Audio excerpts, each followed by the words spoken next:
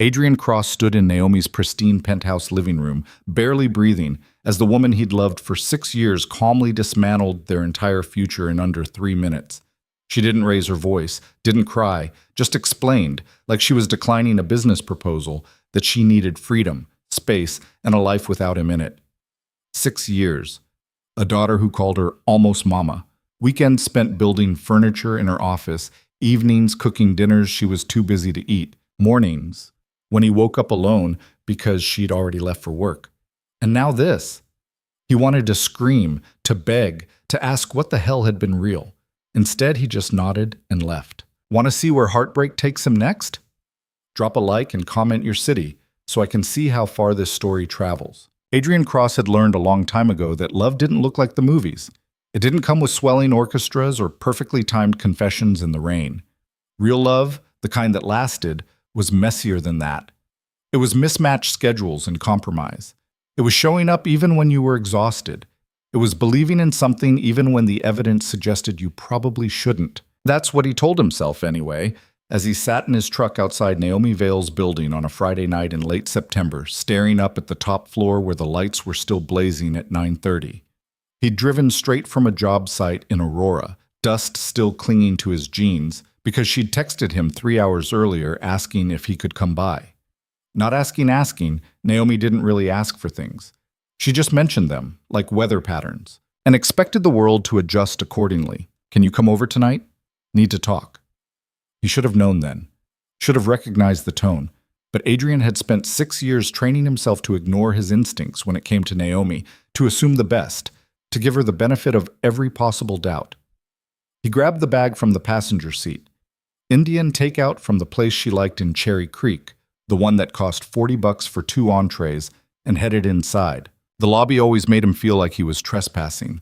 All marble and recessed lighting, and a concierge who smiled like he was paid to pretend Adrian belonged there.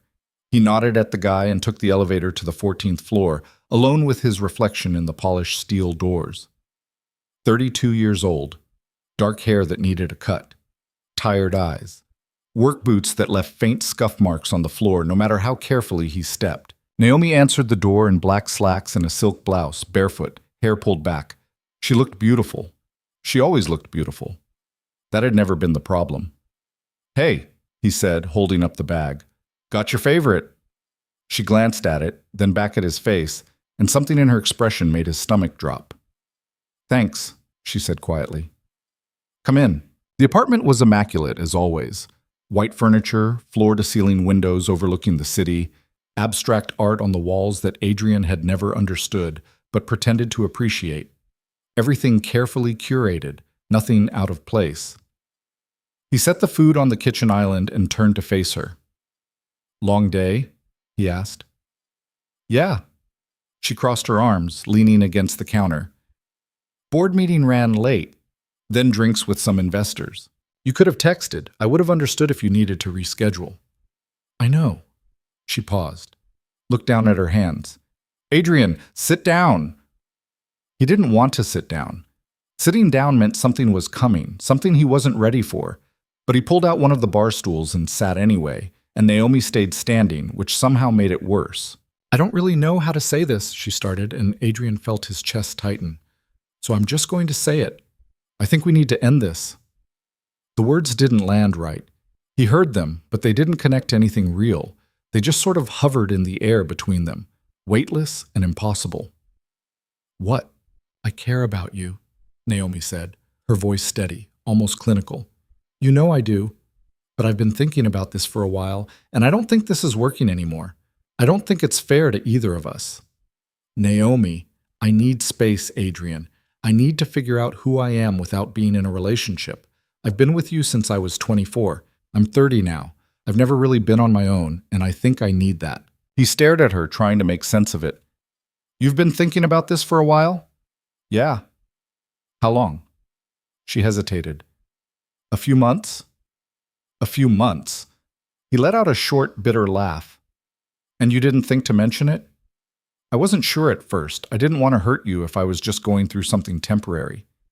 So instead you just decided on your own, without talking to me, without giving me a chance to, what, fix it? Try harder?" There's nothing to fix, Adrian. That's the point. You didn't do anything wrong. This isn't about you. Bullshit. The word came out harder than he intended, and Naomi flinched. Adrian stood up, pacing toward the windows, then back. You don't end a 6-year relationship because you want to find yourself, Naomi. That's something people say when they're too chicken shit to admit the real reason. Don't do this. Do what? Ask for the truth? You owe me that much. I am telling you the truth. Her voice cracked, just slightly, and for a second he thought maybe she was actually upset. But then she steadied herself, smoothed her expression back into something controlled. I'm not happy, Adrian. I haven't been for a long time, and I don't think you have either. That's not true, isn't it? She looked at him, really looked at him, and he hated how calm she seemed. When's the last time we had a real conversation? When's the last time we did something together that wasn't me squeezing you into my schedule or you waiting around for me to have 5 free minutes? That's what relationships are, Naomi. You make time, you show up. You don't just bail when things get hard. I'm not bailing. I'm being honest about what I need. What about what I need? The question hung there, sharp and raw, and Naomi didn't answer right away. She just looked at him with something that might have been pity, and that was worse than anything she could have said. I'm sorry, she said finally. I really am, but I can't keep doing this. I can't keep pretending I'm someone I'm not. Who are you pretending to be? Someone who wants this life. Someone who's ready to settle down and play house and be a stepmom. Adrian felt like he'd been punched. You've never said that before. Because I didn't want to hurt you. Well, congratulations. You found another way. He turned away from her, gripping the edge of the counter, trying to keep his hands from shaking. 6 years. 6 fucking years of showing up, of being patient, of believing they were building something. And the whole time she'd been 1 foot out the door. Does Lily know? He asked quietly. No. I thought we should tell her together. She's going to be devastated. I know. I'm sorry. Stop apologizing. He turned back to face her. If you were really sorry, you wouldn't be doing this. Adrian, no. You don't get to make this about self-discovery or whatever the hell you're calling it. You're ending this because you want to, because it's easier than actually committing to someone. And that's fine. That's your choice. But don't stand there and act like you're doing me a favor. Naomi's jaw tightened. I'm not doing you a favor. I'm doing what I should have done a long time ago. When? Adrian asked. When should you have done it? When we moved in together? When I introduced you to my daughter? When I spent 3 months helping you launch your company because you said you couldn't do it without me? That's not fair. None of this is fair, Naomi, but at least I'm not pretending it is. The silence that followed was brutal. Naomi looked away first, her arms still crossed, her shoulders tense. Adrian grabbed his keys from the counter. I'm going, he said. Adrian, wait. For what? You want to make sure I'm okay? You want closure? I'm done, Naomi. You got what you wanted. He walked to the door, and she didn't follow him. Didn't call his name, didn't ask him to stay. And that, more than anything, told him everything he needed to know. The elevator ride down felt endless. Adrian stood with his back against the wall, staring at nothing, trying to process what had just happened. 6 years. Gone. Just like that. No warning. No chance to fight for it. Just a decision she'd made on her own, in her own time, and now he was supposed to, what? Accept it? Move on? Pretend it didn't got him? By the time he got to his truck, his hands were shaking so badly he could barely get the key in the ignition. He sat there for a long time, engine running, staring at the dashboard, trying to breathe, trying not to think about how he was going to explain this to Lily, trying not to think about all the plans he'd made that now meant nothing. He drove home on autopilot, the city lights blurring past, the radio off. The silence was suffocating. When he finally pulled into his driveway, the house was dark except for the porch light. Lily was at her grandparents' for the weekend. He'd planned to pick her up tomorrow, take her to breakfast, maybe swing by Naomi's afterwards so they could all spend the day together. Now he didn't know what the hell he was going to do. He let himself inside and stood in the entryway, keys still in his hand, coat still on. The house felt too quiet, too empty. He walked into the living room and sat down on the couch, still wearing his boots, still covered in dust from the job site. He should shower. He should eat something. He should call someone. But he couldn't move. He just sat there, staring at the coffee table, where one of Lily's coloring books was still open to a half-finished picture of a butterfly. She'd been working on it last weekend, tongue sticking out in concentration, asking him what color butterflies were supposed to be. He'd told her they could be any color she wanted. She'd chosen purple. Adrian dropped his head into his hands and let himself break. He didn't sleep that night. He tried, but every time he closed his eyes, he saw Naomi's face, heard her voice. I haven't been happy for a long time. Like it was that simple. Like you could just decide to stop loving someone, and that was it. Clean break. No mess. By 6 a.m., he gave up and went for a run. The streets were empty, the air cold and sharp, and he pushed himself harder than he should have, trying to outrun the thoughts circling in his head. It didn't work. It never worked. But at least it gave him something to focus on besides the hollow ache in his chest. When he got back, he showered, made coffee, and stood in the kitchen staring at his phone. He should text Naomi, ask her how she wanted to handle telling Lily, figure out logistics. But the idea of reaching out to her, of pretending to be civil and mature, made him feel sick. He was halfway through his second cup of coffee when someone knocked on the door. Adrian frowned. It was barely 7:30 on a Saturday. He wasn't expecting anyone. He set down his mug and headed to the entryway, still in sweatpants and a faded Broncos t-shirt, and pulled open the door. The woman standing on his porch was not someone he expected to see. Her name was Claire something. He couldn't remember her last name. She was Naomi's college friend, one of the few people from her old life who still came around occasionally. Tall, auburn hair, sharp features. She looked tired, nervous. Claire? Adrian said, confused. What are you... I know this is weird, she said quickly, and I'm sorry for just showing up like this. But I need to talk to you. He stared at her. About what? About Naomi. Adrian's stomach dropped. Did she send you? No, God, no. She'd kill me if she knew I was here. Claire glanced over her shoulder like she expected Naomi to materialize out of thin air. Can I come in? Please? Just for a minute. Against his better judgment, Adrian stepped aside and let her in. Claire walked into the living room but didn't sit down. She stood near the window, arms crossed, looking like she was trying to decide how to start. Adrian stayed near the doorway, arms folded, waiting. I heard what happened, she said finally. Naomi called me last night, told me she ended things. Great. So you came here to, what, check on me? Make sure I'm handling it okay? No. Claire turned to face him. I came here to tell you the truth, because she never will. Adrian frowned. What are you talking about? Claire took a breath. Naomi didn't break up with you because she needs to find herself. She broke up with you because she met someone else. The words hit him like a sledgehammer. What? His name is Ryan. He's a venture capitalist. They met at some conference in San Francisco about 3 months ago. It's been going on since then. Adrian felt like the floor had dropped out from under him. You're lying. I'm not. I wish I was. Claire's voice was steady, but her eyes were sad. I've been trying to get her to tell you for weeks, but she kept saying she wanted to do it the right way, whatever the hell that means. And then last night she called me and said she'd ended it, and I couldn't let you think this was about you, because it's not. It was never about you. Adrian sat down heavily on the arm of the couch. 3 months. Yeah. She's been cheating on me for 3 months. I'm sorry, Adrian. He laughed, a bitter, hollow sound. Unfucking believable. Claire moved closer, cautious. I know this is a lot, and I know you probably hate me for telling you, but you deserved to know. You deserved better than the bullshit excuse she gave you. Does anyone else know? A few people, I think. But no one's going to say anything. You know how it is. Everyone's loyal to Naomi. Yeah. Adrian rubbed his face with both hands. Yeah, I know. They stood there in silence for a moment. Adrian's brain was spinning, trying to rewrite the last 3 months, looking for signs he'd missed.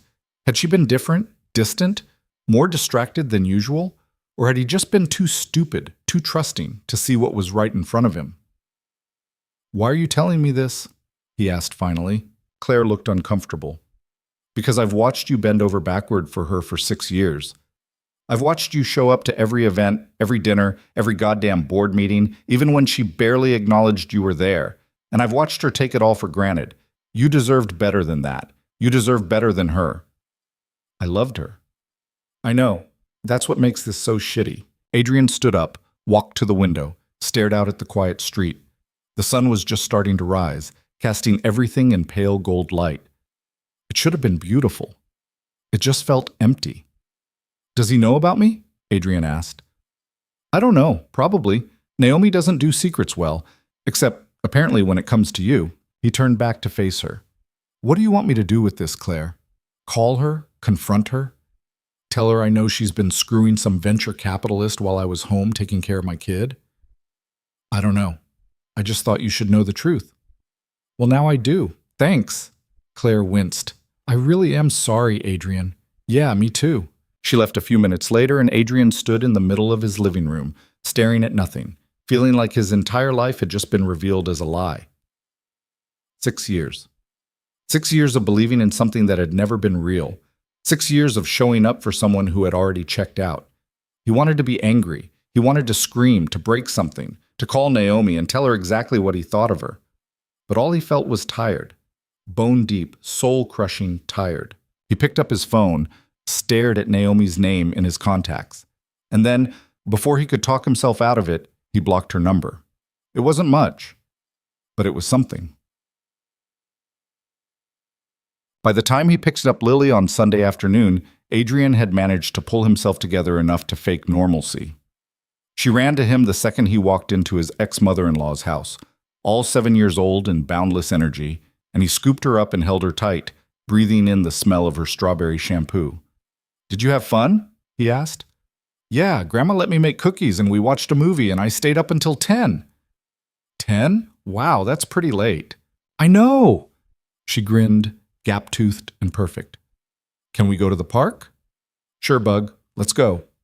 They spent the afternoon at the playground near their house, Lily racing from the swings to the slide to the monkey bars, and Adrian sat on a bench nearby, watching her, trying to figure out how the hell he was going to tell her that Naomi wasn't going to be part of their lives anymore. She'd adored Naomi, called her Nomi, because she couldn't quite manage the full name when she was younger, and it had stuck. She talked about Naomi constantly, asked when they were going to see her, drew pictures for her that Naomi would glance at and say were beautiful before setting them aside and forgetting about them. Lily didn't know that Naomi had never fully committed, that she'd always kept one foot out the door, that she'd smiled and played along but never really meant it. How do you explain that to a 7-year-old? Adrian didn't have an answer. By the time they got home, Lily was exhausted. She fell asleep on the couch halfway through a Pixar movie, and Adrian carried her to bed, tucked her in, and stood in the doorway watching her sleep. She looked so small, so trusting, and he felt like the worst father in the world for letting someone into her life who had never really wanted to stay. He went back downstairs, poured himself a whiskey he didn't really want, and sat in the dark, staring at nothing. His phone buzzed. He glanced at it, expecting a work email. Instead, it was a text from an unknown number. Hey, it's Claire. I'm sorry about yesterday. I know that was a lot.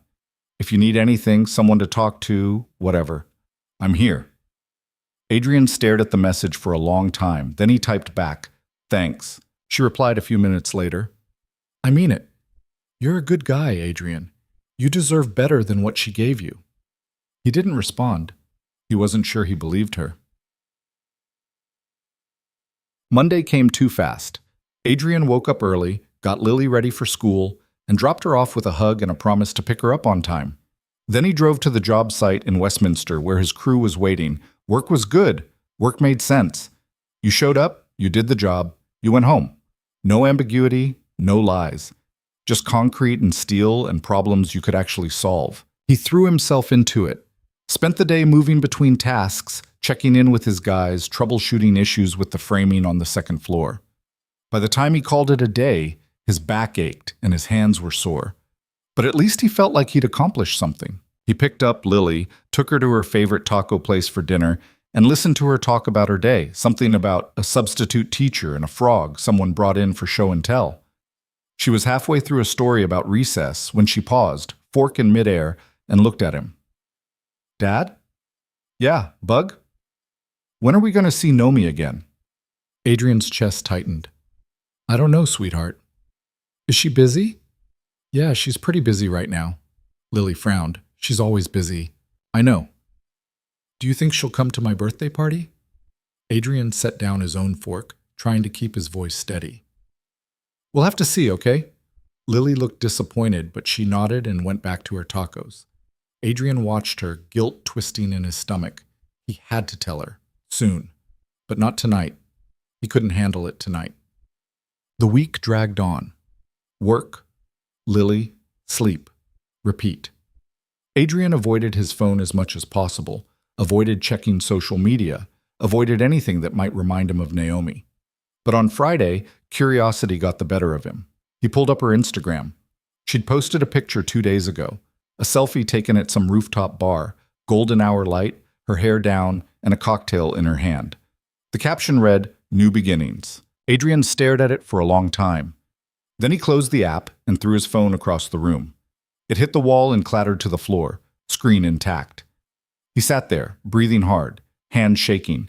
He wanted to scream, wanted to break something, wanted to call her and tell her exactly how much damage she'd done. But he didn't. Instead, he picked up the phone, sat back down on the couch, and opened his messages. Scrolled to Claire's number, hesitated, then he typed, "Can we talk?" She replied almost immediately. "Of course. When? Now? I'll call you in 5. True to her word, his phone rang a few minutes later. Adrian answered, pacing the living room. "Hey," Claire said. "You okay?" "Not really." "Yeah, I figured. I saw her Instagram." Claire sighed. "Yeah, I saw that too. I'm sorry. She's already moved on, like it was nothing. She's good at that." "How long have you known she was like this?" Claire paused. "A while." "Why didn't you say something sooner?" "Because it wasn't my place, and because I didn't think you'd believe me." Adrian leaned against the wall, closing his eyes. "You were probably right. For what it's worth, I think you're better off. I know it doesn't feel like it now, but you are. Everyone keeps saying that. Because it's true." Adrian didn't respond.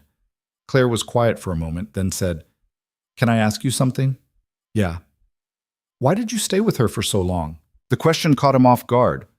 "What do you mean?" "I mean, you had to know she wasn't all in. You had to feel it. So why did you keep trying?" Adrian thought about it, really thought about it. "Because I wanted to believe it would get better. I wanted to believe that if I just loved her enough, she'd eventually love me back the same way." "And did she?" "No." "I'm sorry." "Me too." They talked for another hour. About Naomi, about what happens next, about whether Adrian should confront her or just let it go. By the end of the call, he didn't feel better, exactly, but he felt less alone. And for now, that was enough. The conversation with Claire became a pattern. Not every night, but close. Sometimes they'd talk for an hour, sometimes just 20 minutes. She never pushed, never pried, just listened when he needed to vent and called him out when he started spiraling into self-pity. "You're doing it again," she said one night, about 2 weeks after the breakup. "Doing what?" "Making excuses for her. You just spent 10 minutes explaining why she probably felt trapped in the relationship. Stop it." Adrian was lying on his couch, phone pressed to his ear, staring at the ceiling. "I'm not making excuses." "Yes, you are. You're trying to make sense of why someone who supposedly loved you could treat you like shit for 6 years. And the answer is simple. She didn't love you. Not the way you deserved." "You don't know that." "I do, actually. I watched it happen." Claire's voice was firm, but not unkind. "She loved the idea of you, the dependable guy who'd show up and make her life easier. But she never loved you, Adrian. If she had, she wouldn't have checked out 3 years ago." 3 years? At least. Maybe longer. Adrian sat up. "How do you know that?" "Because I've known Naomi since college. And I've seen her do this before. She gets bored, she gets restless. And instead of dealing with it like an adult, she just starts looking for the exit." "Who else?" "Does it matter?" "Yeah, it does." Claire sighed. "There was a guy before you, Marcus. They dated for about 4 years, same thing. He was crazy about her, would have done anything for her. And she just woke up one day and decided she was done, told him she needed space, moved on within a month." Adrian felt sick. "She never mentioned him." "Of course she didn't. Naomi doesn't like talking about the past. Too messy. Too much accountability." He leaned forward, elbows on his knees. Why didn't you tell me this before? Would you have listened? Probably not. He'd been so convinced that what he had with Naomi was different, special, that if he just tried hard enough, loved her well enough, she'd eventually let him all the way in. You still there? Claire asked. Yeah, I'm here. You're allowed to be angry, you know. You don't have to keep trying to understand her. Sometimes people are just selfish assholes. Adrian almost laughed. That's not very charitable. I'm not feeling very charitable. She hurt someone I care about. The words landed softer than he expected. You barely know me. I know you well enough to know you didn't deserve this. They talked for another half hour, and when they finally hung up, Adrian sat in the quiet of his living room, turning her words over in his head. She was right. He'd spent the last 2 weeks trying to figure out where he'd gone wrong, what he could have done differently, how he'd missed the signs. But maybe there was nothing to figure out. Maybe Naomi was just someone who didn't know how to stay. His phone buzzed. A text from his foreman. Just got the inspection report. We're clear for the next phase. Good job today. Adrian typed back a quick thanks and set the phone down. Work was the one thing that still made sense. The one place where effort actually mattered, where showing up translated into results.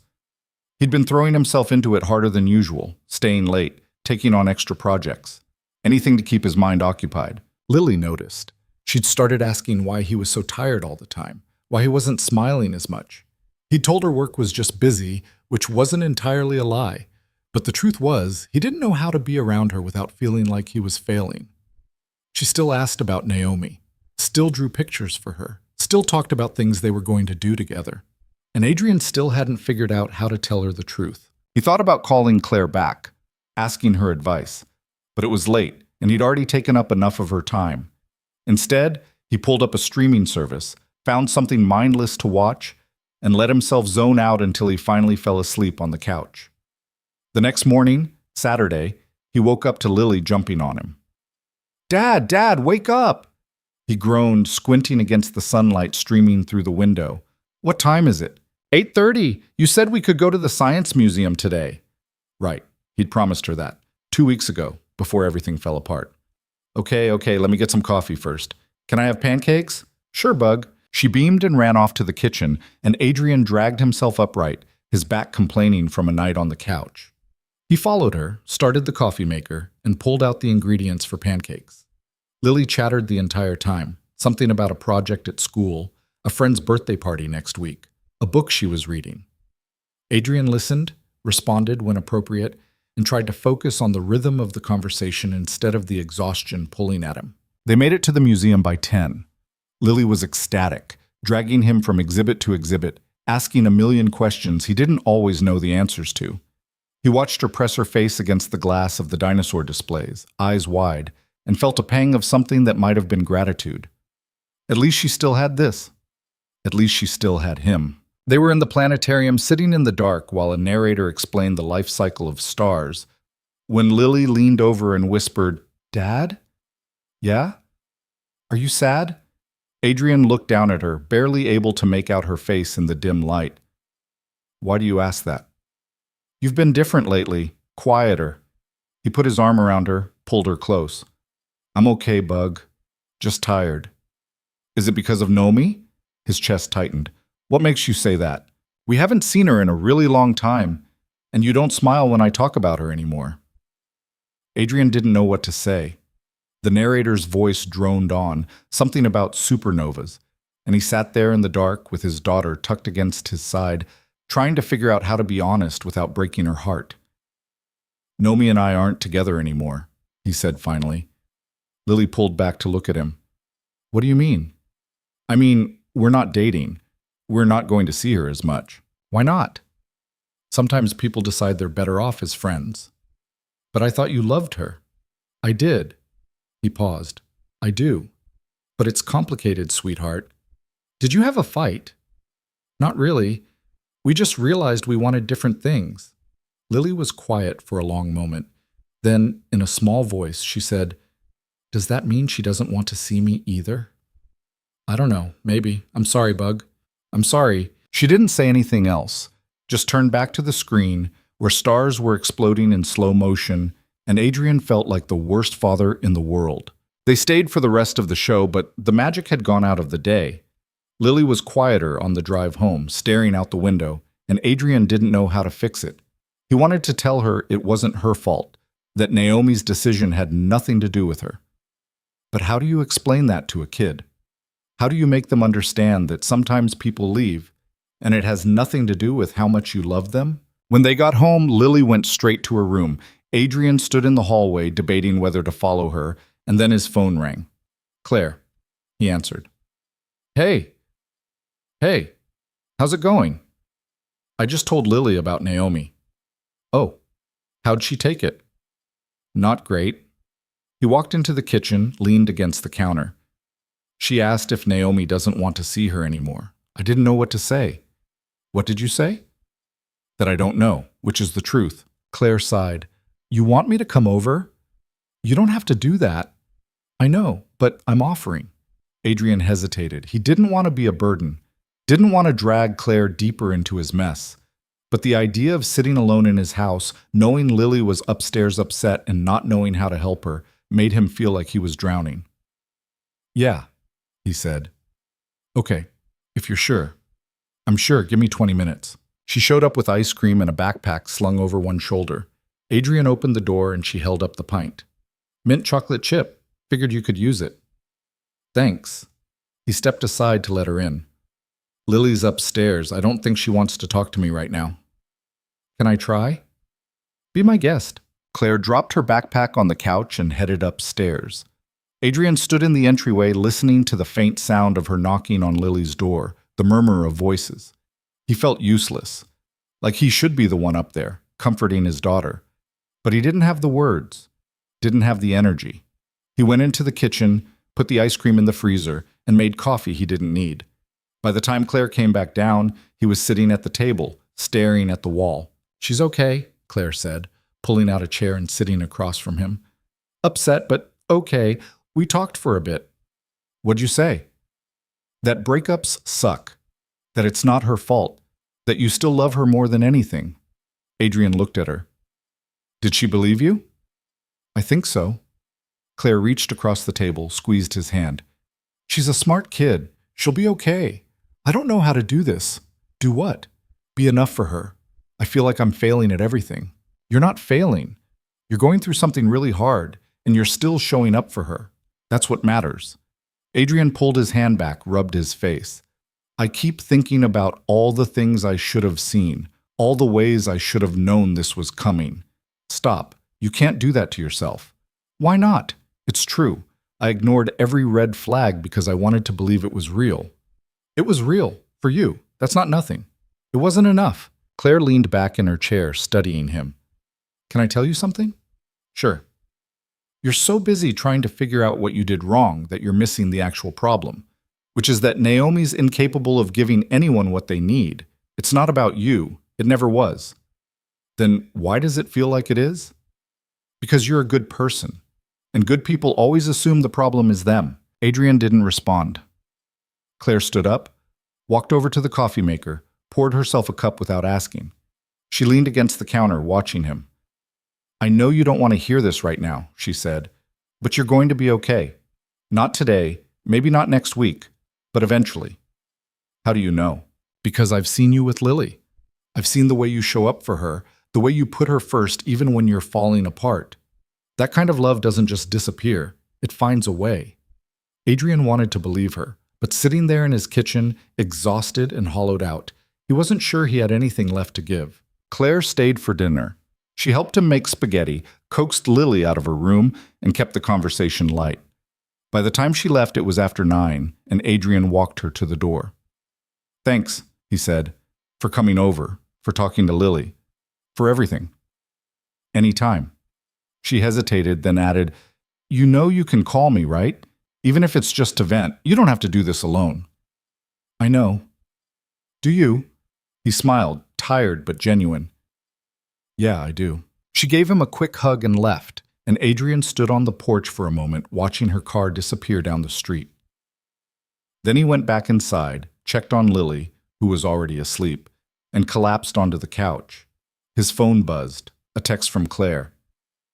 "You're doing better than you think. Don't forget that." He stared at the message for a long time. Then he typed back, "Thanks for tonight." Her reply came almost immediately. "Of course. That's what friends are for.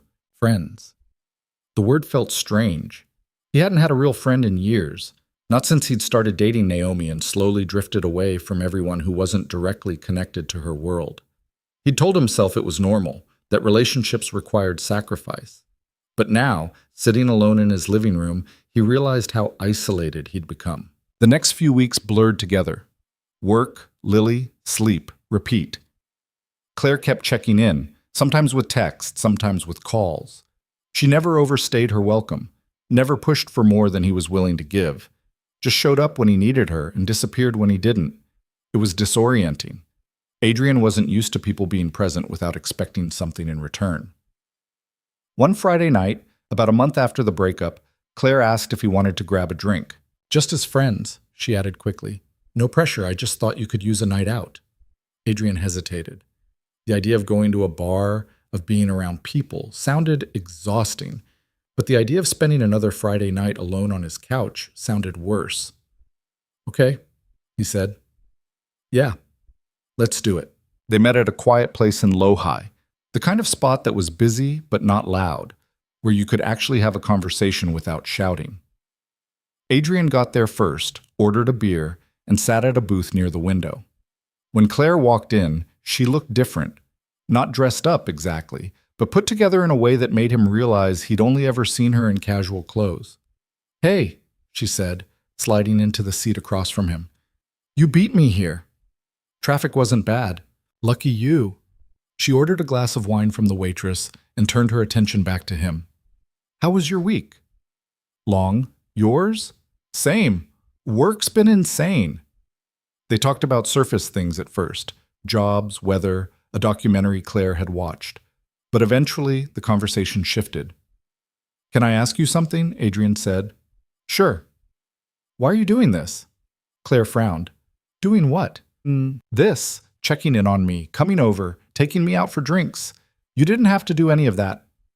"I know I didn't have to. I wanted to." "Why?" She took a sip of her wine, considering. "Because I've been where you are.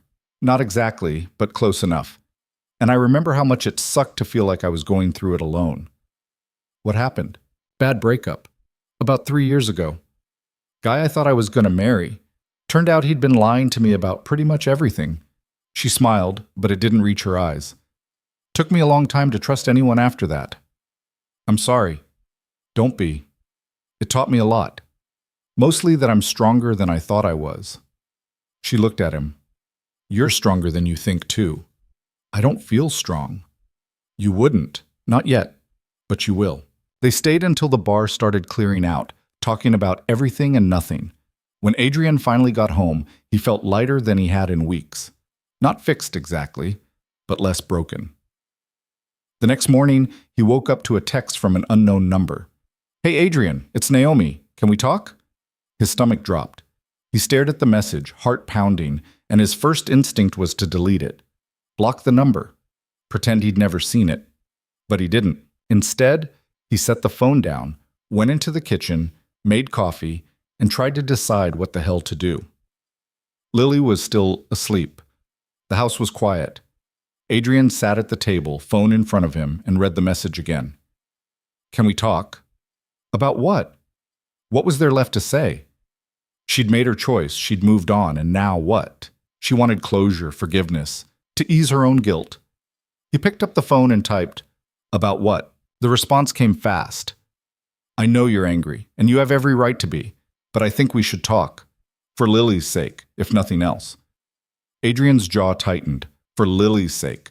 Like she'd ever actually cared about Lily, like she hadn't just walked away from both of them without looking back. He typed, "You had 3 months to talk. You didn't. I don't see what's changed." This time, the response took longer. "I made a mistake. I should have been honest with you from the beginning. I'm sorry." Adrian stared at the words. Waited for them to mean something. They didn't. He typed back, "Too late." And then before he could second-guess himself, he blocked the number again. His hands were shaking. He set the phone down, took a breath, and walked to the window. Outside, the world was waking up. people walking dogs, cars pulling out of driveways, the sun climbing higher in a cloudless sky. He'd done it. He'd actually told her no. It didn't feel as good as he'd hoped, but it felt like something. His phone rang. Claire. "Hey," he said, answering. "Hey, you okay? You sound weird." "Naomi texted me." There was a pause. "What'd she say?" "That she wants to talk, for Lily's sake." "What'd you say?" "I told her it's too late. Then I blocked her again." Claire let out a breath. "Good. That's good." "Is it?" "Yeah, it is. She doesn't get to decide when she's ready to deal with the consequences. You do." Adrian leaned against the wall, closing his eyes. "I thought I'd feel better, telling her off, but I just feel tired." "That's normal. You're still processing. It's going to take time." "I don't have time. I've got Lily. I've got work. I can't just fall apart." "You're not falling apart. You're holding yourself together. There's a difference." She paused. "You want me to come over?" "No, I'm okay. I think I just need to sit with this for a bit." "Okay, but call me if you change your mind." "I will." They hung up, and Adrian went upstairs to check on Lily. She was still asleep, curled up under her blankets, her stuffed bear tucked under one arm. He stood in the doorway, watching her, and felt the weight of everything settle over him again. He'd spent 6 years believing in something that was never real. 6 years trying to be enough for someone who was never going to choose him. And now he was supposed to what? Move on? Pretend it didn't matter? Act like he wasn't completely hollowed out? But looking at Lily, he realized he didn't have a choice. She needed him, and that meant he had to figure out how to put himself back together, even if he didn't know where to start. He pulled her door halfway closed and went back downstairs. Made breakfast, did the dishes. Took a shower. All the normal things that used to feel easy and now felt like climbing a mountain. By the time Lily woke up, he'd managed to shove everything back into the box where it belonged.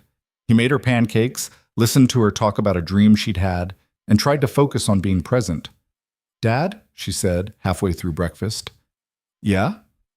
Are you really okay?" He looked at her, this perfect, perceptive kid who saw through every lie he tried to tell.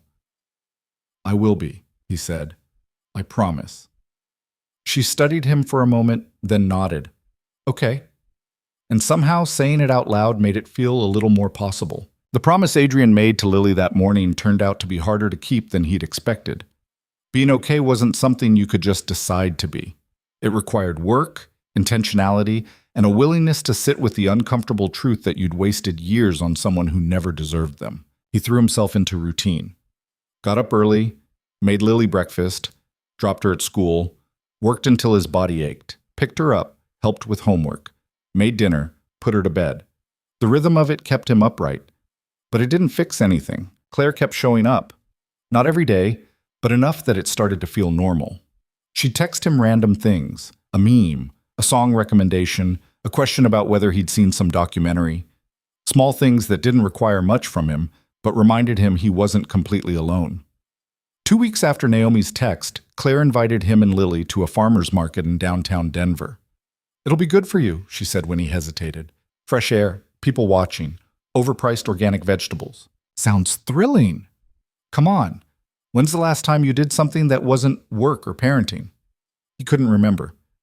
"Fine, but if Lily gets bored, we're leaving." "Deal." They met on a Saturday morning, the kind of crisp autumn day where the sun was bright but the air had teeth. Lily was excited, bouncing on her toes as they walked through rows of vendor stalls. Claire bought her a caramel apple, and Adrian tried not to think about how Naomi would have lectured him about the sugar content. "You're doing it again," Claire said, falling into step beside him while Lily ran ahead to look at a booth selling handmade jewelry. "Doing what?" Thinking about her. Adrian glanced at her. "How do you know?" "You get this look, like you're somewhere else." "Maybe I am." "Well, stop. You're here, with us. Be here." He tried. Watched Lily pick out a bracelet made of wooden beads, listened to Claire haggle with a vendor over the price of a jar of honey, bought a coffee from a food truck and stood in the sun, letting the warmth soak into his bones. "See?" Claire said, nudging him with her elbow. "Not so bad. It's tolerable," she laughed. "High praise from Adrian Cross." Lily came running back, bracelet on her wrist, grinning. "Dad, can we get flowers for the house?" "Sure, bug." They wandered over to a stall overflowing with sunflowers, dahlias, and chrysanthemums. Lily picked out a bouquet of orange and yellow blooms, and Adrian paid the vendor while Claire talked to Lily about which flowers were her favorite. "I like the yellow ones," Lily said. "They're happy." "They're happy," Claire agreed. "Your dad should get some for his office." "I don't have an office." "Your kitchen table, then." "Whatever. You need more color in your life." Adrian looked at her, this woman who'd inserted herself into his mess without hesitation, and felt something shift. Not attraction exactly. Or maybe it was. He didn't know. He was too tired to figure it out. "What?" Claire asked, catching him staring. "Nothing. Just thinking." "About?" "How you're kind of bossy." She grinned. "You're just figuring that out now?" They spent another hour at the market, and by the time they left, Adrian felt lighter. Not happy, but close enough that he could pretend. On the drive home, Lily fell asleep in the back seat, clutching her flowers. Adrian glanced at her in the rear-view mirror and felt a pang of something that might have been hope. When he got home, he put the flowers in a vase and set them on the kitchen table. They looked out of place in his dark, cluttered kitchen, but they were there, and that was something. That night, after Lily was asleep, he sat on the porch with a beer and called Claire. "Hey," she said, picking up on the second ring. "What's up?" "Just wanted to say thanks for today." "You don't have to thank me." "I know, but I'm doing it anyway." She was quiet for a moment. "You doing okay?" "I don't know, maybe. I think so." "That's progress." "Is it?" "Yeah. A month ago, you wouldn't have even been able to say maybe." Adrian smiled despite himself. "You're annoyingly optimistic, you know that?" "Someone has to be. You're depressing enough for both of us." "Fair." They talked for another 20 minutes, about nothing important. Work, weather, a show Claire was watching. When they finally hung up, Adrian sat there in the dark, staring at the street, and realized he didn't feel as hollow as he had a few weeks ago. Progress. Maybe Claire was right. The next Monday, Adrian's foreman pulled him aside on the job site. "You got a minute?" Derek asked, gesturing toward the trailer. "Yeah, what's up?" They stepped inside and Derek shut the door.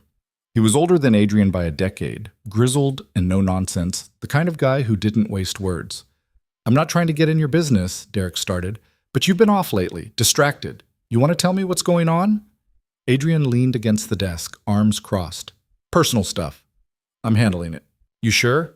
"Because last week you approved the wrong materials order, and today you nearly missed the inspection window. That's not like you." "I know. I'm sorry." "I don't need an apology. I need you here, focused. If you're going through something and you need time off, just say so. But don't half-ass it and pretend everything's fine." Adrian rubbed his face. "I broke up with my girlfriend. 6-year relationship. It's been rough." Derek's expression softened slightly. "Shit, I'm sorry, man." "Yeah, me too." "You need a few days?" "No, I need to work. Keeps me sane." Derek studied him for a moment, then nodded. "All right, but get your head on straight. I can't afford mistakes right now." "I will, promise." Derek clapped him on the shoulder and left, and Adrian stood there alone in the trailer, staring at the blueprints pinned to the wall. He hated that Naomi still had this kind of hold on him, that even weeks later she was screwing up his ability to function. He pulled out his phone and texted Claire. "Bad day. Can we talk later?" Her response came immediately. "Of course, call me whenever." He pocketed the phone, took a breath, and went back outside to finish the day. That night, after Lily was in bed, he called Claire and told her about the conversation with Derek. "You're being too hard on yourself," she said. "Am I?" "I screwed up at work because I can't stop thinking about her." "You made a couple mistakes. That doesn't mean you're falling apart. It means you're human." "Derek thinks I need time off."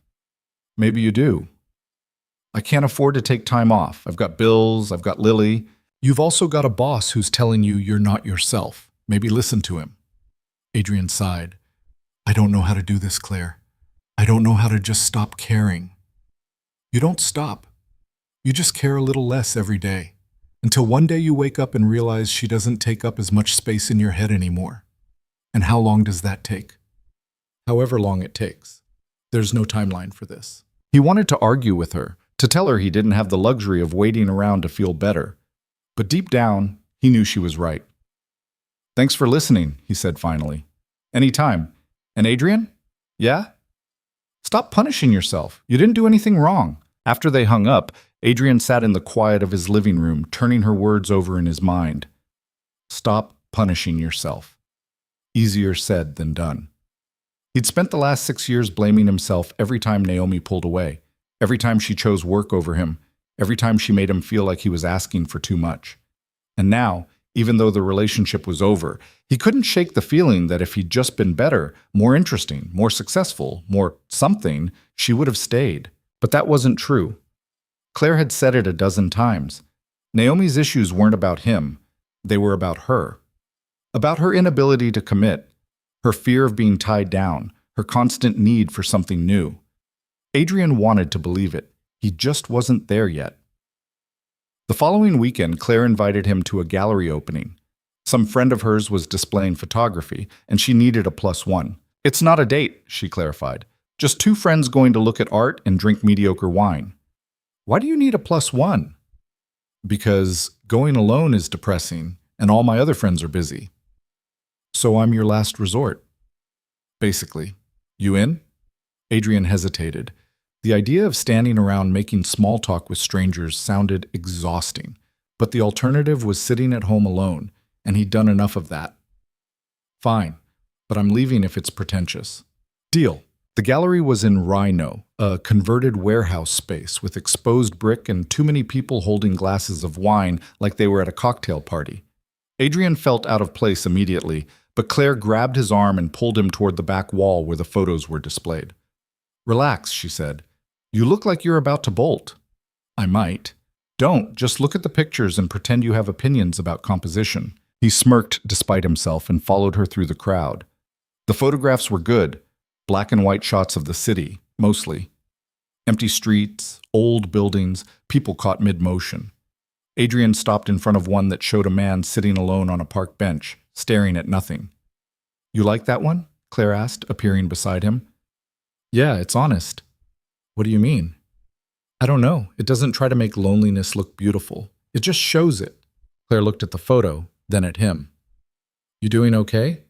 Yeah, why? Just checking. They wandered through the rest of the exhibit, and Claire introduced him to a few people, friends of hers mostly, who were polite but uninterested. Adrian didn't mind. He wasn't here to network. He was here because Claire had asked, and she'd been showing up for him for weeks. The least he could do was return the favor. Afterward, they grabbed dinner at a taco place down the street. It was loud and crowded, and Adrian felt himself relax for the first time all night. Thanks for coming, Claire said, tearing into a carnitas taco. I know that wasn't your scene. It wasn't terrible. High praise. I'm serious. It was good to get out. Good. You need to do more of that. More gallery openings? More anything. You've been in survival mode for weeks. You need to actually live a little. Adrian took a sip of his beer. I don't know if I remember how. Then we'll figure it out together. He looked at her across the table. This woman who'd shown up out of nowhere and refused to let him disappear into his own misery, and felt something crack open in his chest. Not love, not yet, but something close. Gratitude, maybe. Or the beginning of trust. Why are you doing this? He asked quietly. Doing what? All of it. Checking in on me. Dragging me to farmers markets and art galleries. You don't owe me anything. Claire set down her taco, wiped her hands on a napkin. I told you, I've been where you are, and I remember how much it sucked. If I can make it suck a little less for you, why wouldn't I? Most people wouldn't bother. I'm not most people. No, you're not. They held each other's gaze for a moment, and Adrian felt the air between them shift. Not dramatically, just enough that he noticed. Claire looked away first, picking up her beer. So, you ready to admit Naomi was an idiot for letting you go? Adrian laughed. Not yet. You will. Eventually. Maybe. Definitely. They finished dinner and Claire drove him back to his truck.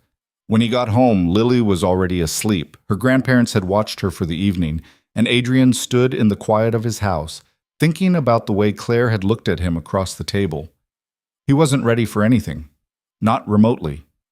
But for the first time in weeks, he didn't feel like he was drowning. The next few weeks passed in a blur of work and routine. Adrian started sleeping better. Started eating actual meals instead of whatever was easiest. Started showing up to job sites without the fog of exhaustion clouding his brain. Derek noticed. "You look better," he said one afternoon, reviewing the latest inspection report. "Feel better." "Good. Keep it up." Adrian did, or tried to. There were still bad days, days when he woke up and the first thing he thought about was Naomi, days when he scrolled through old photos and felt the loss all over again. But they were getting fewer, and the good days were starting to outnumber them. Claire kept showing up, sometimes with plans, sometimes just to hang out.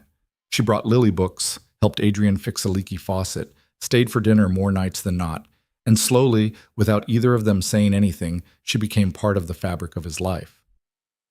One night, about 2 months after the breakup, Adrian was putting Lily to bed when she looked up at him and asked, "Do you like Claire?"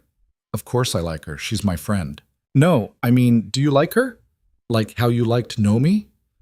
Adrian sat down on the edge of her bed. "Why are you asking that?" "Because you smile more when she's around, and you laugh at her jokes even when they're not funny." He couldn't help but smile. "Her jokes are funny." "Not all of them." "Okay, not all of them." Lily studied him with those big, serious eyes. "I think she likes you too." "Yeah?" "Yeah. She looks at you the way you used to look at Nomi, but nicer." Adrian's chest tightened. "What do you mean, nicer?" "I don't know, just nicer. Like she actually sees you." Out of the mouths of babes, Adrian leaned down and kissed her forehead. "Get some sleep, bug." "Dad?" "Yeah? I like Claire. I hope she stays." "Me too, sweetheart. Me too." After Lily fell asleep, Adrian went downstairs and sat on the porch with his phone in his hand. He pulled up Claire's contact, stared at it for a long moment, then typed out a message. "Lily asked if I like you tonight." The response came a minute later. "What'd you say?" "That you're my friend."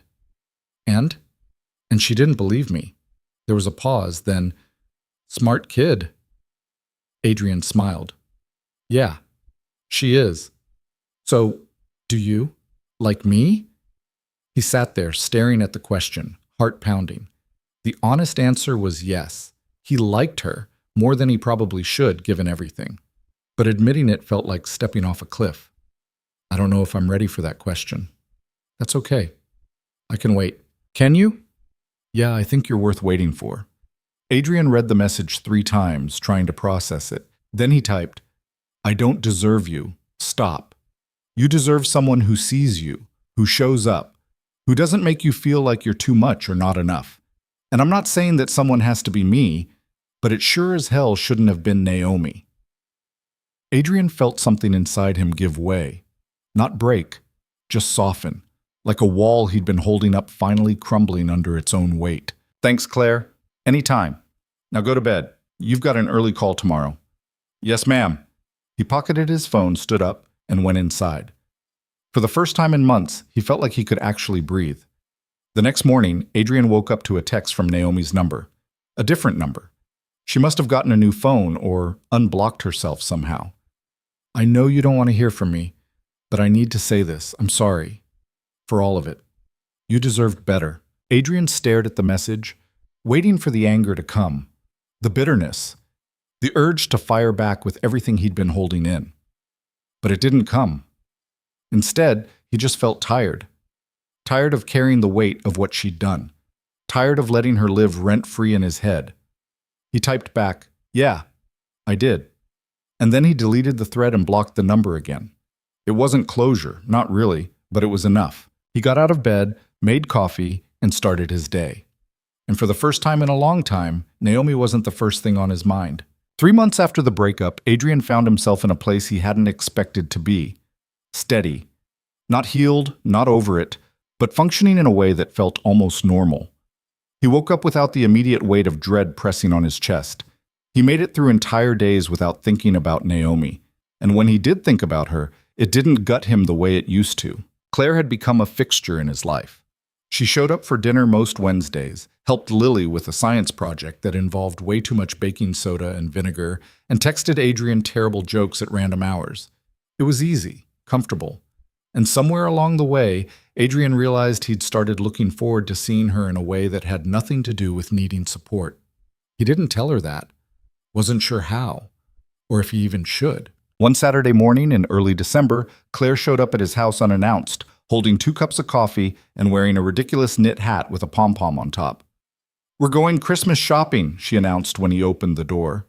Adrian blinked. "We are." "Yes, you, me, and Lily. She already said yes when I texted her." "You texted my daughter." "She gave me her number weeks ago. Keep up, Cross." Adrian shook his head, but he was smiling. "Give me 10 minutes. They spent the morning at Park Meadows, fighting crowds and overpriced decorations. Lily dragged them from store to store, making a mental list of everything she wanted for Christmas, while Claire pointed out the most absurd items she could find. "Look at this," she said, holding up a sweater covered in sequined reindeer. "You'd look amazing in this." "I'd look like an idiot." "Exactly. Which is why you should get it." Hard pass. Lily giggled and Claire winked at her. "Your dad has no sense of adventure." "He really doesn't," Lily agreed. "I'm standing right here." They grabbed lunch at the food court, and Adrian watched Claire and Lily debate the merits of various fast food French fries with the kind of intensity usually reserved for political discussions. It was absurd and perfect, and it made something in Adrian's chest ache in a way that wasn't entirely unpleasant. "What?" Claire asked, catching him staring. "Nothing, just thinking." "About?" "How you're surprisingly good with kids." "I'm surprisingly good with everyone. You're just now noticing?" Lily snorted into her soda and Adrian rolled his eyes, but he didn't argue. On the drive home, Lily fell asleep in the back seat, and Claire turned to look at Adrian. "Can I ask you something?" she said. "Sure." "Are you doing okay? Like, actually okay?" Adrian thought about it. "Yeah, I think I am." "Good. You seem lighter." "I feel lighter." "Does that mean you're ready to start thinking about what comes next?" "What do you mean?" Claire hesitated, like she was choosing her words carefully. "I mean, you've spent the last 3 months processing and healing and all that, which is great. But at some point, you're going to have to figure out what you actually want. Not what Naomi wanted, not what you think you're supposed to want, what you want." Adrian stared out the windshield, watching the road blur past. "I don't know if I know the answer to that." "That's okay. You don't have to know right now, but start thinking about it." He glanced at her. "Why does this feel like you're trying to tell me something?" "Because I am." "Which is?" She smiled, but it was softer than usual. "That you're allowed to move on, whenever you're ready." They didn't talk about it again. But the conversation stuck with Adrian, turning over in his mind like a stone he couldn't put down. The following week, Derek pulled him aside again on the job site. "Got a question for you," Derek said, leaning against the trailer. "Shoot. How do you feel about taking on more responsibility? Lead supervisor role, overseeing multiple sites instead of just one." Adrian frowned. "Why me?" "Because you're good at this. You're reliable, you know your shit, and the crews respect you. Plus, I'm getting too old to be running around to 5 different locations every week." "I don't know, Derek. That's a lot." "It's also a raise. Significant one." That got Adrian's attention. "How significant?" Derek named a number that made Adrian's eyebrows go up. "Think about it," Derek said. "No rush. But I need an answer by the end of the month." Adrian spent the rest of the day turning the offer over in his head. More responsibility meant more stress, longer hours, less time with Lily. But it also meant financial stability. The ability to give her things he'd always wanted to but couldn't quite afford. Maybe even the ability to breathe a little easier when unexpected expenses came up. That night he called Claire. "Derek offered me a promotion," he said. "Bah, that's amazing. Are you taking it?" "I don't know. It's a lot more work, but it's also recognition. And more money, I'm guessing." "Yeah." "So what's the hesitation?" Adrian sighed. "I don't want to turn into the kind of parent who's never around. Lily's already lost enough." Claire was quiet for a moment. "Can I be honest with you?" "Always." "You're not going to turn into that. You're too aware of it, and Lily knows you show up for her. Taking a job that lets you provide for her better doesn't change that." "You think I should do it?" "I think you should do what feels right. But don't say no just because you're scared." He sat with that for a while after they hung up. Don't say no just because you're scared. It was the same thing he'd been doing for months, playing it safe, avoiding risks, trying not to get hurt again. But maybe that wasn't the answer. Maybe the answer was figuring out what he actually wanted and going after it. By the time he went to bed, he'd made his decision. The next morning, he told Derek he'd take the job. "Good man," Derek said, clapping him on the shoulder. "You start January 1st. We'll get you trained up before then." Adrian felt a flicker of nervousness, but it was buried under something stronger. Excitement, maybe. Or hope. When he told Lily that night, she threw her arms around him. "Does this mean we can get a dog?" she asked. Adrian laughed. "Let's not get ahead of ourselves. But maybe. Maybe." She grinned, and Adrian felt like he'd done something right for the first time in a long time.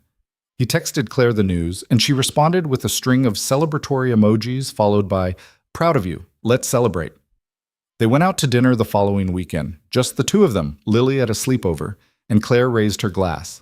"To new beginnings," she said. "To new beginnings," Adrian echoed, clinking his glass against hers. They talked about work, about Lily, about Claire's job and her latest frustrations with her boss. The conversation flowed easily, the way it always did, and Adrian found himself laughing more than he had in months. Halfway through dinner, Claire set down her fork and looked at him. "Can I say something that might be weird?" she asked. "You say weird things all the time." "Fair, but this is different." "Okay, go ahead." She took a breath. "I like spending time with you. A lot. And I know we've been doing the whole just friends thing, and that's fine if that's all you want. But I need you to know that I'm interested in more than friendship. And if you're not, that's okay. I just didn't want to keep pretending I wasn't." Adrian stared at her, his brain scrambling to catch up. "Claire, you don't have to answer right now," she said quickly. "I just needed to say it, because I'm not good at waiting around hoping someone will figure out how I feel." "I know how you feel." "You do?" "Yeah. Lily told me weeks ago." Claire let out a surprised laugh. "Of course she did. And I like you too. I have for a while. I just didn't know if I was ready." And now, Adrian thought about it, really thought about it. About the way Claire made him feel seen in a way Naomi never had. About the way she showed up consistently without making him feel like a burden. About the way Lily lit up when she walked into a room. "I don't know if I'm completely ready," he said honestly. "But I don't think I ever will be. And I don't want to keep waiting for some perfect moment that's never going to come." Claire's smile was slow and genuine. "So what are you saying?" "I'm saying I want to try. If you're willing to be patient with me." "I think I can manage that." They sat there for a moment, the weight of the confession settling between them, and then Claire reached across the table and took his hand. "For the record," she said, "you're doing better than you think." "You keep saying that." "Because it's true." Adrian squeezed her hand, and for the first time in months, he felt like he was exactly where he was supposed to be. Things shifted after that. Not dramatically, but enough that Adrian noticed. Claire still came over for dinner, still texted him random nonsense, still helped Lily with homework. But now there were other things too. Her hand in his when they walked through the park. The way she kissed him goodnight on his porch, soft and unhurried. The quiet intimacy of sitting together on the couch, not needing to fill the silence. Lily noticed too. "Are you and Claire dating now?" she asked one night while Adrian was tucking her in. "Yeah, we are. How do you feel about that?" Lily thought about it, her face serious. "I like it. She makes you happy." "She does. And she's nice to me, not like Nomi." Adrian's chest tightened. "What do you mean?" "Nomi was always nice, but it felt like she was pretending, like she was doing it because she was supposed to. Claire's just nice because she is." Adrian kissed her forehead. "You're a smart kid, you know that?" "I know." He laughed and turned off the light, leaving her door cracked open the way she liked. Then he went downstairs and called Claire. "Lily approves," he said when she picked up. "Of what?" "Us."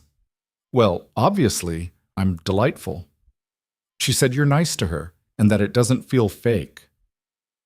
Claire was quiet for a moment. "That means a lot." "Yeah, it does." They talked for another hour, about nothing and everything, and when Adrian finally hung up, he felt something he hadn't felt in years.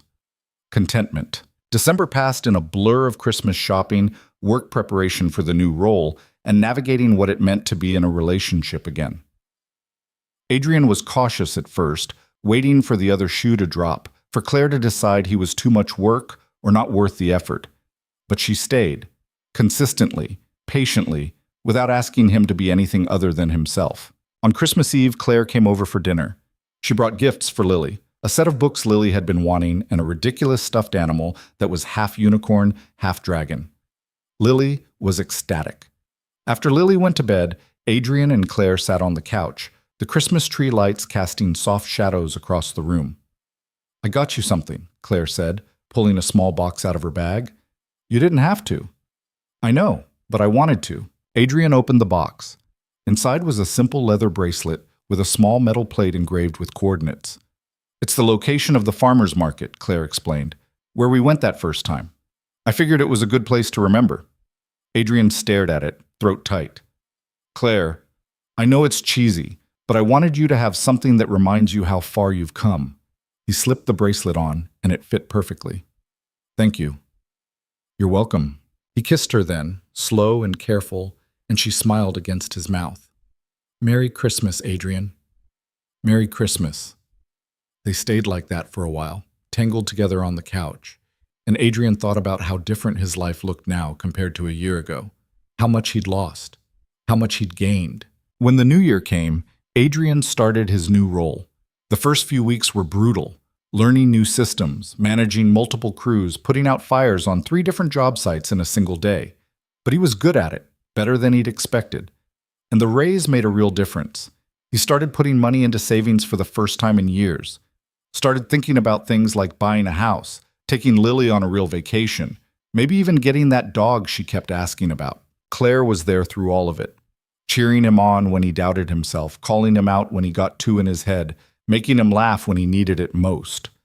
One night in late January, they were having dinner at her place when she asked, "Do you ever think about Naomi anymore?"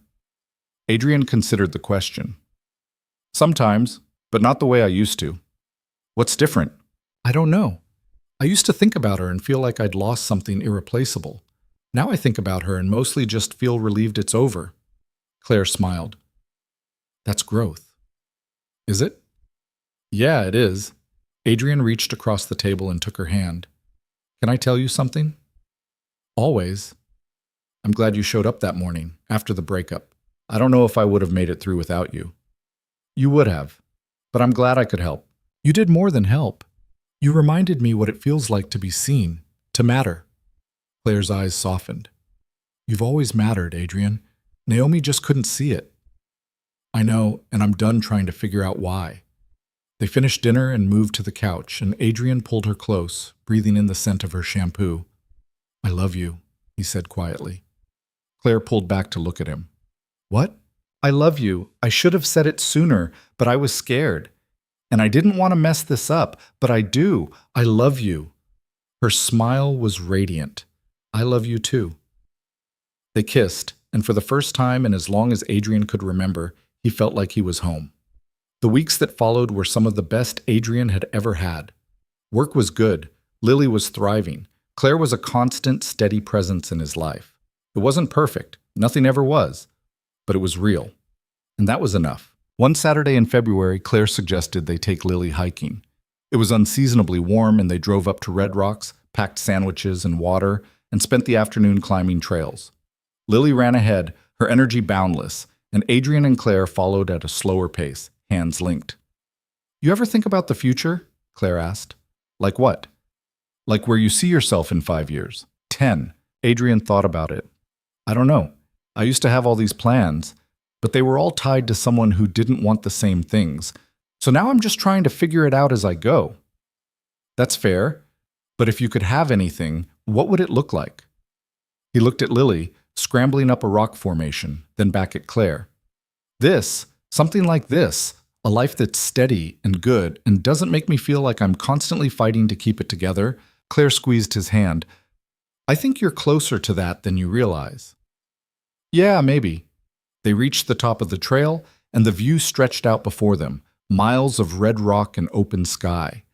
Lily was already taking pictures on Adrian's phone, chattering about how cool it was. Adrian stood there, Claire beside him, and felt something settle in his chest. Not happiness, exactly, but peace. The kind of peace that comes from knowing you've survived something hard and come out the other side. "You okay?" Claire asked. Yeah, I'm good. And for the first time in a long time, he meant it. That feeling of peace didn't last forever. Adrian learned quickly that healing wasn't a straight line. It was messy and unpredictable, full of setbacks that came out of nowhere and knocked him sideways when he least expected it. It happened on a Tuesday in late March. Adrian was at a job site in Littleton, reviewing structural plans with his crew when his phone buzzed. He glanced at it, expecting a message from Derek or maybe Claire. Instead, it was a notification from LinkedIn. Naomi Vale had viewed his profile. It was such a small thing, meaningless, really, but it hit him like a punch to the gut. For weeks, he'd been doing so well, moving forward, building something real with Claire, feeling like he'd finally put the past behind him. And now, with one stupid notification, all that progress felt fragile. He shoved the phone back in his pocket and tried to focus on work. But the rest of the day, he was distracted, snapping at his crew over minor mistakes, second-guessing decisions he'd normally make without thinking. By the time he got home, he was wound so tight he felt like he might break. Lily was at a friend's house for a sleepover, which meant Adrian had the evening to himself. He should have called Claire. Should have talked it out. Instead, he poured himself a whiskey and sat on the couch, staring at his phone. He opened LinkedIn, looked at Naomi's profile. She'd updated it recently. New job title, new photo. She looked happy, successful, like the last 6 months hadn't touched her at all. Adrian felt the anger rise up, hot and bitter. She'd destroyed him. Walked away without a second thought, left him to pick up the pieces, and now she was just fine, thriving even, while he was still here, still working through the damage she'd caused. His phone rang. Claire. He thought about not answering, but he did anyway. "Hey," he said, trying to sound normal. "Hey, you okay? You sound weird." "I'm fine." "Adrian," he sighed. Naomi looked at my LinkedIn profile. There was a pause. "And?" "And I don't know. It messed me up. Do you want me to come over?" "No, I'm fine. I just need to sit with it for a bit." "Okay, but call me if you need to talk." "I will." After they hung up, Adrian sat in the quiet of his living room, turning the feeling over in his head. Why did it bother him so much? He didn't want Naomi back. He didn't even think about her most days. So why did this feel like a setback? Because it reminded him of how little he'd mattered to her, how easy it had been for her to move on while he was still clawing his way back to normal. His phone buzzed again, a text from Claire. "You matter. Don't let her make you forget that." Adrian stared at the message, and something in his chest loosened. He typed back, "Thanks. I needed that." "I know. Now stop stalking her LinkedIn and go to bed." He smiled despite himself. "Yes, ma'am." The next morning, Adrian woke up feeling steadier. He made coffee, went for a run, and by the time he got to work, the incident from the night before felt smaller. Still there, but manageable. Derek pulled him aside around lunchtime. "You good?" Derek asked. "Yeah, why?" "You were off yesterday. Figured something was going on." Adrian hesitated, then decided to be honest. "Ex-girlfriend stuff. It threw me for a loop." Derek nodded. "That'll do it. You handle it?" "Working on it." "Good. Let me know if you need anything." "Thanks, Derek."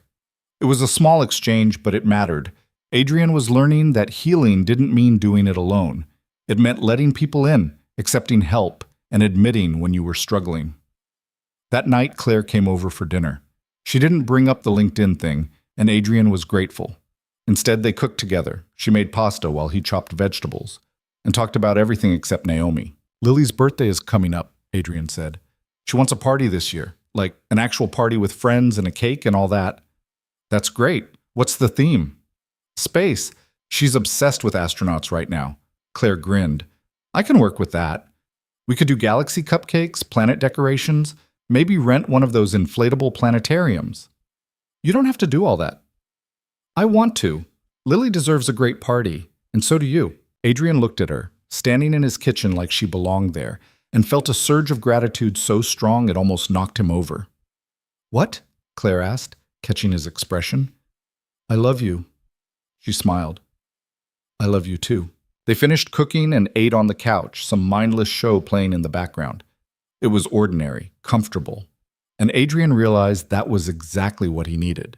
Not grand gestures or dramatic moments, just this.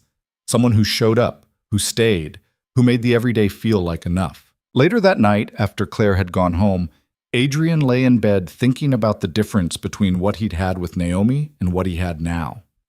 With Naomi, everything had felt conditional, like he was constantly auditioning for a role he'd never quite land. With Claire, it was different. She didn't need him to be anything other than himself. And that made all the difference. The weeks leading up to Lily's birthday were chaotic. Adrian was juggling work, party planning, and trying to keep Lily from figuring out all the surprises Claire had planned. But it was a good kind of chaos, the kind that came from building something instead of watching it fall apart. On the day of the party, Adrian's house was transformed. Claire had gone all out, silver and blue balloons, glow-in-the-dark stars hanging from the ceiling, a cake decorated to look like the moon. Lily's friends ran around the backyard, screaming and laughing, while the adults stood around drinking coffee and making small talk. Adrian watched it all from the porch, and Claire came up beside him. "You did good," she said. "We did good." "Fair." Lily ran over, her face flushed with excitement. "Dad! Claire! Come play astronauts with us." Adrian laughed. "I think I'm too old for that, Bug." "No, you're not. Come on!" She grabbed his hand and dragged him into the backyard, and Claire followed, grinning. They spent the next hour pretending to explore alien planets, and Adrian couldn't remember the last time he'd felt this light. Later, after the party was over and the guests had gone home, Lily crashed on the couch, exhausted but happy. Adrian covered her with a blanket and sat down beside Claire. "Thank you," he said, "for all of this. You already thanked me." "I know, but I mean it. You didn't have to do any of this." "I wanted to. She's important to you, which makes her important to me." Adrian took her hand. "I don't know what I did to deserve you." "You existed. That's enough." They sat there in the quiet, and Adrian thought about how far he'd come. 6 months ago, he'd been drowning. Now, he was here. Whole. Happy. Not because someone had fixed him, but because he'd done the work himself, and because he'd let the right people help. Spring turned into summer, and Adrian settled into the rhythm of his new life. Work was demanding, but rewarding. Lily was thriving, her confidence growing every day. And Claire had become such an integral part of their lives that Adrian couldn't imagine it any other way. One Saturday in June, Claire suggested they take a trip, just the three of them. "Where?" Adrian asked. "I don't know, somewhere new, somewhere none of us have been." They ended up in Moab, Utah. Spent 3 days hiking through Red Rock canyons, eating terrible diner food, and sleeping in a cramped motel room that smelled faintly of mildew. It was perfect. On their last night, they sat outside the motel, staring up at a sky so full of stars it didn't look real. Lily had fallen asleep in Adrian's lap, and Claire leaned against his shoulder. "Can I ask you something?" Claire said. "Sure." "Do you ever regret it, the time you spent with Naomi?" Adrian thought about it. "Not all of it. I learned a lot about what I want, what I don't want, what I'm willing to settle for." "Which is?" "Nothing. Not anymore." Claire smiled. "Good answer." They sat there for a while longer, and Adrian felt a sense of completeness he hadn't known was possible. This was it. This was what he'd been looking for all along. Not perfection. Just peace. When they got back to Denver, Adrian made a decision. He called Derek and asked if they could talk. "What's up?" Derek asked when they met at a coffee shop the following Monday. "I've been thinking about my future," Adrian said. "Long term, and I want to know if there's a path to partnership, equity in the company." Derek raised an eyebrow. "You serious?" "Yeah, I'm good at this. I care about the work, and I want to build something that lasts." Derek leaned back in his chair, studying him. "You know what it takes to be a partner, right? Long hours, big decisions, real responsibility." "I know, and I'm ready." Derek nodded slowly. "All right, let's talk about what that looks like." They spent the next hour mapping out a plan, and by the time Adrian left, he felt like he'd just taken the biggest step forward he'd taken in years. When he told Claire that night, she threw her arms around him. "I'm so proud of you," she said.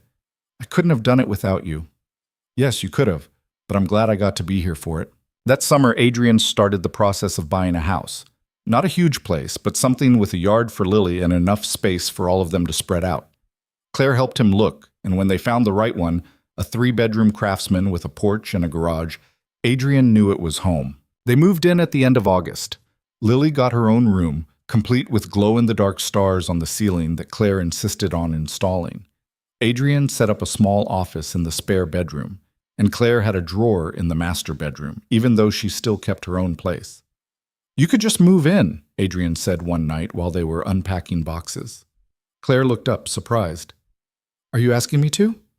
"I don't know, maybe, if you wanted to." She walked over, wrapped her arms around his waist. "Ask me properly." Adrian laughed. "Claire, will you move in with me and my daughter and put up with my terrible taste in home decor?" "Yes, obviously." They kissed, and Adrian felt like everything had finally clicked into place. By the time fall rolled around, Claire had officially moved in. It wasn't seamless. There were arguments about closet space, disagreements about whose turn it was to do the dishes, and a memorable incident involving Claire's attempt to cook Thanksgiving dinner that ended with the smoke alarm going off. But it was real. Messy and imperfect and real. One night in November, after Lily had gone to bed, Adrian and Claire sat on the porch with blankets wrapped around them, watching the first snow of the season fall. "Can I tell you something?" Adrian said. "Always. A year ago, I thought my life was over. I thought losing Naomi was the worst thing that could happen to me. And now? Now I realize it was the best thing, because it forced me to figure out who I actually am, what I actually want, and it led me to you." Claire looked at him, her eyes soft. "You would have figured it out eventually, with or without me. Maybe, but I'm glad it was with you." She leaned her head on his shoulder. "Me too." They sat there in the quiet, snow falling around them, and Adrian thought about the journey he'd been on. The heartbreak, the healing, the slow, painful process of learning to value himself again. He thought about Naomi sometimes, but not with anger or longing, just a kind of detached curiosity. She was part of his past, and that's where she belonged. What mattered now was what he was building, a life that was steady and full, a relationship that didn't make him feel like he was constantly fighting to keep it together, a home that felt like an actual home. It wasn't perfect. Nothing ever was. But it was his, and that was enough. One Saturday in December, almost exactly a year after he and Naomi had broken up, Adrian took Lily and Claire to the same farmer's market where they'd gone all those months ago. It was cold and crowded, and Lily complained about the weather, but Adrian didn't care. He wanted to be there, wanted to mark the moment. They wandered through the stalls, and Claire bought the same overpriced honey she'd haggled over the first time. Lily picked out another bracelet, this one with blue beads, and Adrian stood there watching them and felt a profound sense of gratitude. "What are you smiling about?" Claire asked, catching his expression. "Nothing, just happy." "Good, you should be." Lily grabbed his hand. "Dad, can we get hot chocolate?" "Sure, Bug." They found a booth selling hot chocolate and stood in line, the three of them huddled together against the cold. And Adrian realized this was it. This was the future he'd been looking for. Not some grand, perfect life. Just this. Quiet moments with people who actually saw him, who chose him, who stayed. Later that night, after they got home and Lily was in bed, Adrian sat down with a notebook. He'd been thinking about something Claire had said months ago, about figuring out what he actually wanted. And he realized he'd never really done that, not fully. So he started writing. Not goals or plans, just thoughts. Things he'd learned. Things he wished he'd known a year ago. He wrote about how love wasn't supposed to make you feel small. About how being needed wasn't the same as being valued. About how the right person wouldn't make you question your worth. They'd remind you of it. He wrote about the importance of showing up for yourself the way you show up for others. About how healing wasn't linear, and that was okay.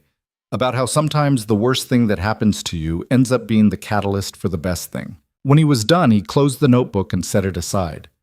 He didn't know if he'd ever look at it again, but writing it down had helped. It had given him a way to process everything he'd been through and see it for what it was. Not a failure, but a lesson. The next morning, Claire found the notebook on the coffee table. "Can I read this?" she asked. Adrian hesitated, then nodded. "Yeah, go ahead." She sat down and read through it, her expression thoughtful. When she finished, she looked up at him. "This is really good, Adrian. It's just rambling." "No, it's honest, and it's important. You should keep writing." Maybe. She handed the notebook back to him. I mean it. You have something to say. People need to hear it. Adrian didn't argue. He just tucked the notebook away and made a mental note to think about it later. Christmas came and went. Adrian, Claire, and Lily spent it together, trading gifts and watching movies and eating too much food. It was simple and perfect, and Adrian felt a kind of contentment he hadn't known was possible. On New Year's Eve, they stayed home, put Lily to bed early, and sat on the couch, waiting for midnight. When the clock struck 12, Adrian kissed Claire and thought about the year that had just ended. It had been the hardest year of his life, and the best. What are you thinking about? Claire asked. How different everything is now. Good different or bad different? Good. Definitely good. She smiled. Good. Because I'm not going anywhere. Promise? Promise. They kissed again, and Adrian felt the weight of the past finally lift. He didn't know what the future held, but for the first time in a long time, he was excited to find out. In the months that followed, Adrian continued to grow into his new role at work. Derek started seriously discussing the partnership track, and Adrian threw himself into proving he was ready. He worked long hours, but he was careful to protect his time with Lily and Claire. He'd learned the hard way what happened when you let work consume everything. By spring, Derek made it official. Adrian was on track to become a partner within 2 years. You've earned it, Derek said, shaking his hand. Don't screw it up. Adrian laughed. I'll do my best. He told Claire that night, and she suggested they celebrate. They went out to the same restaurant where she'd first told him she had feelings for him, and Adrian raised his glass. To progress, he said. To progress, Claire echoed. They clinked glasses, and Adrian thought about how far he'd come. Not just professionally, but personally. He was no longer the guy who measured his worth by how much someone else loved him. He was building a life on his own terms, and it felt incredible. One afternoon in late April, Adrian was picking Lily up from school when she asked, Dad, are you going to marry Claire? The question caught him off guard. What makes you ask that? I don't know. You love her, right? Yeah, I do. And she loves you? Yeah. So why wouldn't you marry her? Adrian thought about it. Honestly, he'd been thinking about it for months. But he'd been scared. Scared of moving too fast. Scared of repeating the same mistakes.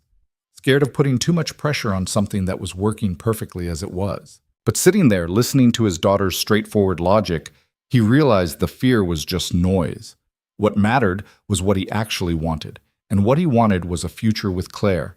Fully. Completely. You're right, he said. I should. Lily grinned. Can I help pick the ring? Adrian laughed. We'll see. He didn't propose right away. He wanted to do it right. Wanted it to mean something. So he took his time. Talked to Lily about what kind of ring Claire might like. Saved up. Planned.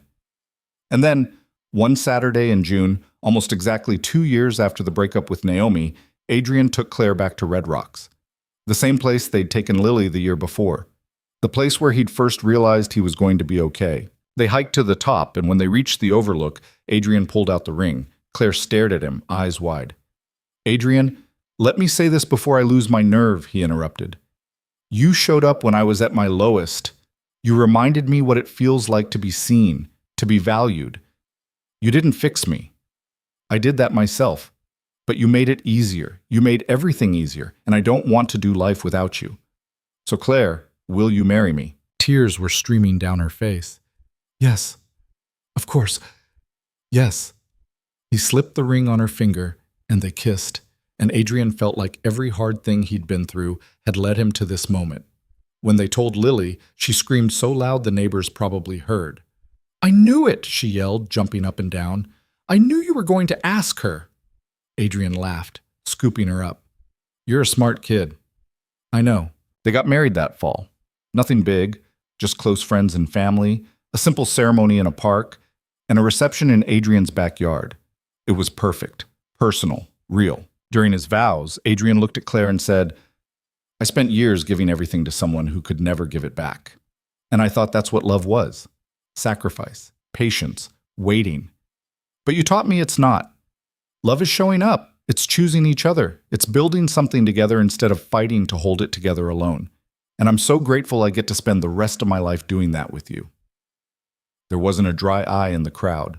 After the ceremony, as they danced under string lights in the backyard, Claire leaned close and whispered, "You know what the best part of all this is?" "What?" "You finally believe you deserve it." Adrian pulled her closer. "Yeah, I do." And he meant it.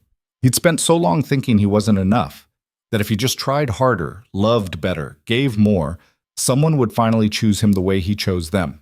But that wasn't how it worked. Love wasn't about making yourself smaller so someone else could fit. It was about finding someone who saw you, all of you, and chose you anyway. He'd lost a lot. Given years to someone who'd never really been there. But in losing that, he'd found something better. He'd found himself. And he'd found someone who loved him for exactly who he was. Standing there, dancing with his wife, his daughter running around with the other kids, Adrian realized something important. Heartbreak didn't have to destroy you. It could remake you, teach you, show you what you were actually capable of surviving. He'd survived. And more than that, he'd rebuilt. Built something stronger, more honest, more real. That was the lesson. Not that love was supposed to hurt. Not that you had to earn someone's affection. But that you deserved to be chosen, fully, without hesitation. And if someone couldn't do that, they weren't your person. Claire was his person, and he was hers, and that was everything. Years later, Adrian would look back on the time he spent with Naomi and feel nothing but gratitude. Not for the relationship itself, but for what it taught him. About himself. About what he wanted. About what he was willing to accept and what he absolutely wasn't. He'd learned that being a good partner didn't mean disappearing into someone else's life. It meant showing up as yourself and finding someone who celebrated that instead of tolerating it. He'd learned that heartbreak, as brutal as it was, could be the thing that finally woke you up, that forced you to stop settling, that reminded you that you were worth more than crumbs. And most importantly, he'd learned that the right kind of love didn't ask you to shrink. It invited you to grow, to become more yourself, not less. To build a life that felt like home instead of a battlefield. That's what he had now, with Claire, with Lily, with the life they'd built together. It wasn't perfect. There were still hard days, still moments when old insecurities crept in, still times when Adrian had to remind himself that he was enough. But those moments got smaller. And the good moments, the ones filled with laughter and warmth and the quiet comfort of being truly known, they got bigger. And in the end, that was all that mattered. Not the pain he'd survived, but the love he'd found on the other side of it.